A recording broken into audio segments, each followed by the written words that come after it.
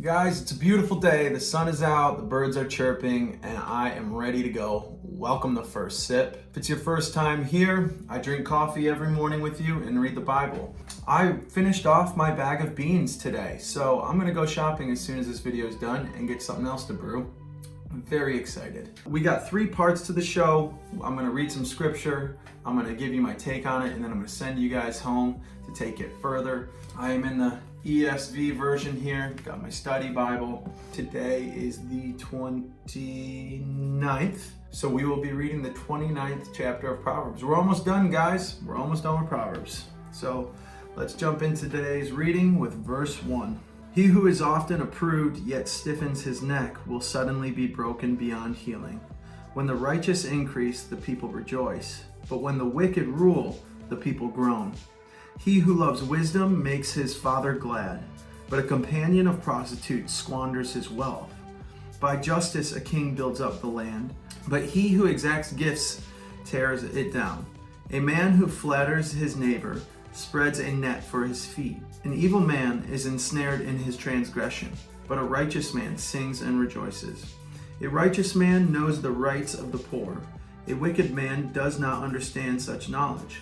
Scoffers set a city aflame, but the wise turn away wrath. If a wise man has an argument with a fool, the fool only rages and laughs, and there is no quiet. Bloodthirsty men hate one who is blameless, and seek the life of the upright. A fool gives full vent to his spirit, but a wise man quietly holds it back. If a ruler listens to falsehood, all his officials will be wicked. The poor man and the oppressor meet together. The Lord gives light to the eyes of both. If a king faithfully judges the poor, his throne will be established forever. The rod and reproof give wisdom, but a child left to himself brings shame to his mother. When the wicked increase, transgression increases, but the righteous will look upon their downfall. Discipline your son, and he will give you rest. He will give delight to your heart. Where there is no prophetic vision, the people cast off restraint. But blessed is he who keeps the law.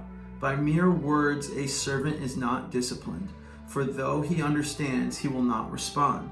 Do you see a man who is hasty in his words? There is more hope for a fool than for him. Whoever pampers his servant from childhood will in the end find him his heir. A man of wrath stirs up strife, and one given to anger causes much transgression. One's pride will bring him low, but he who is lowly in spirit will obtain honor. The partner of a thief hates his own life. He hears the curse, but discloses nothing. The fear of a man lays a snare, but whoever trusts in the Lord is safe. Many seek to face a ruler, but it is from the Lord that a man gets justice. An unjust man is an abomination to the righteous, but one whose way is straight is an abomination to the wicked.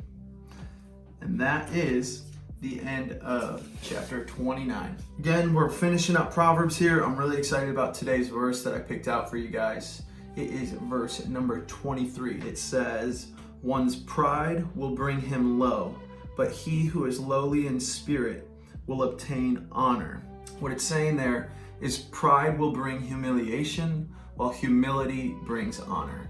So we all struggle with this. And a lot of times we might not call it pride, but our ego, our desire to be respected, our desire to be treated fairly, comes down a lot of time to our pride. And sometimes our pride can get the best of us. I read in the study notes, pride brings humiliation, while humility brings honor. Pride is going to lead to a place of humiliation, where you feel humiliated, where you are humiliated, where people look at you, and like we've talked about in previous chapters, where your reputation is affected.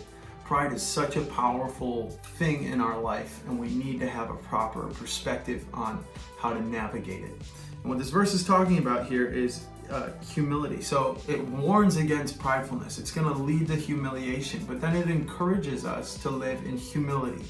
And humility is really one of my favorite things to talk about. I think it is such a powerful way to show the love of Jesus and to live your life. There's so many things we can do as Christians to try and be more like Jesus, to love people around us better, to be a better example of a Christ follower.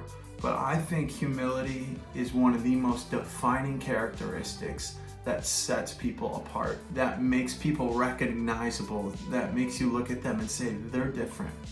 When someone lives a lifestyle of humility, you tend to notice. Not just because it's so different, but also because it's so uncommon.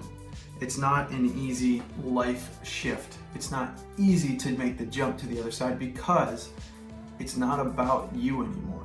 When you live a lifestyle of humility, it's about the world around you and lifting them up and putting them first. So I wanted to contrast a couple different examples for you guys so you can get a better idea of maybe what humility can look like in your life. So pride is this. It's when you want to win an argument, when humility says, let's make peace.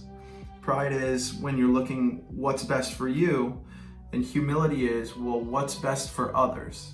And then we have pride is when you need to be right, and humility is, well, rather than being right, I'd rather make a difference. Pride is self-preservation, when humility is self-sacrifice. And if you're getting the picture here, humility has to do with the people around us and how we serve them, how we care for them, how we love them.